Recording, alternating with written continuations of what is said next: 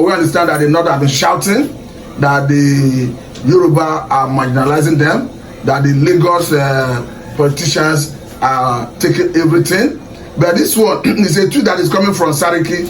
He's saying the next northern presidents must prioritize decentralizing Nigerian seaports.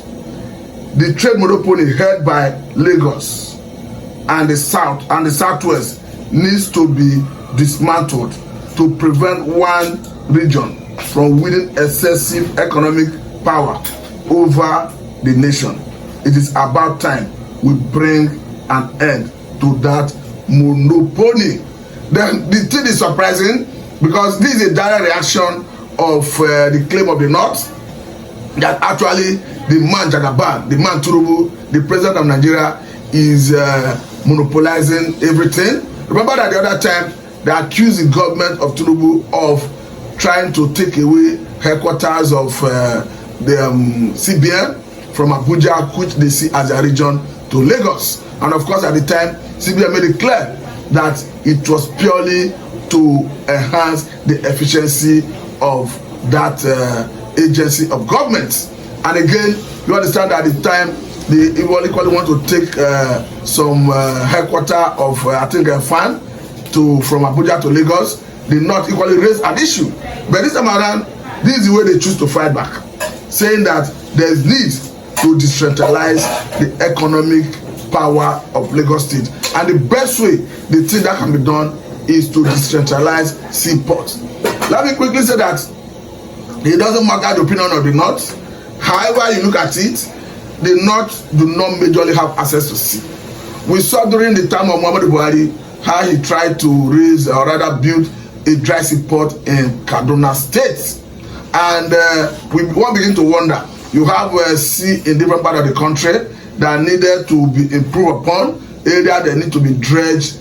You needed to dredge it to have easy access when bringing goods from outside the country to the country. But instead of doing that, Muhammadu Buhari chose to build a dry seaport in Kaduna.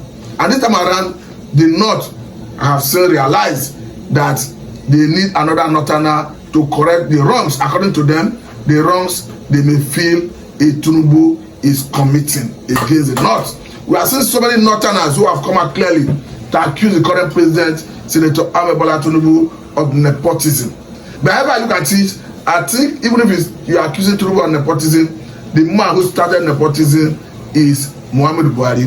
Because under Muhammadu Buhari, you had a situation where if you look at the 17 positions, when you talk about security sector of the country, talking about from the office of the National Security Advisor to the office of Chief of Defense Staff, Chief of Naval Staff, Chief of Air Staff, Chief of Air Staff, Director of GSS, the man in charge of Custom, DG of Custom, Director General of Custom, Drug Law, is about 17 positions.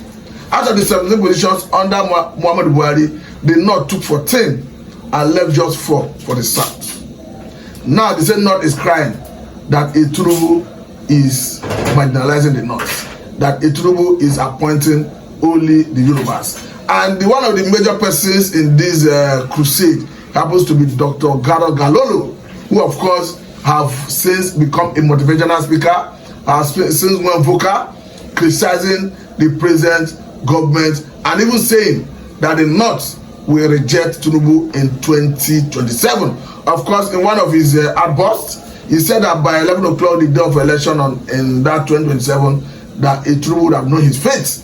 We have equally seen notable Northerners who have spoken in that regard, talking about the chairman of Arewa Consultative Forum, Osuman, who went vocal the other time, though he was suspended, but he has sent the record to his office. He was very emphatic that come 2027, that the North will not vote for Tinubu, that the North will only support a northern candidates. We have equally seen Arewa Consultative Forum coming out the other time to say that they made a mistake in 2027.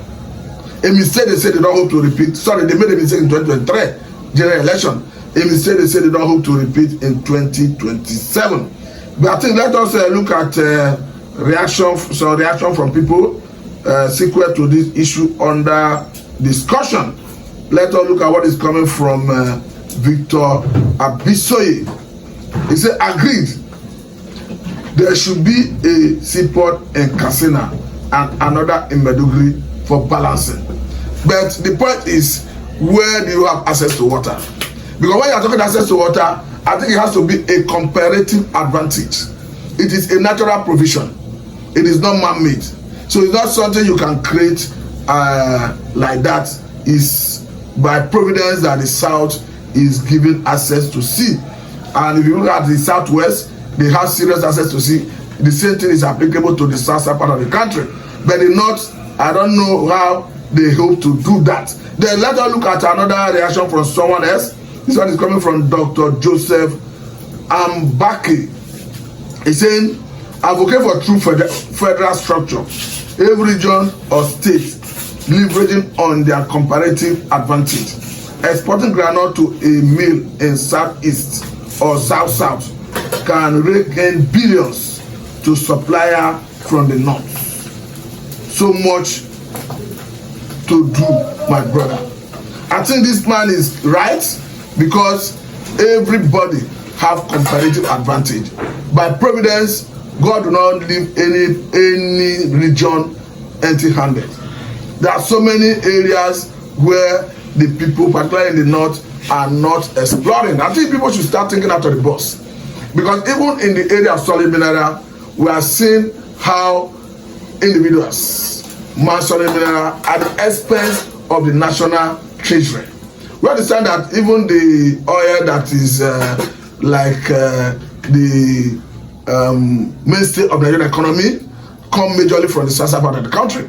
So if you have a situation where we have solid mineral and the northern governors allow individuals come to their region, exploit it, mine it, take it away without even bringing it to the national treasury, I think it's even criminal.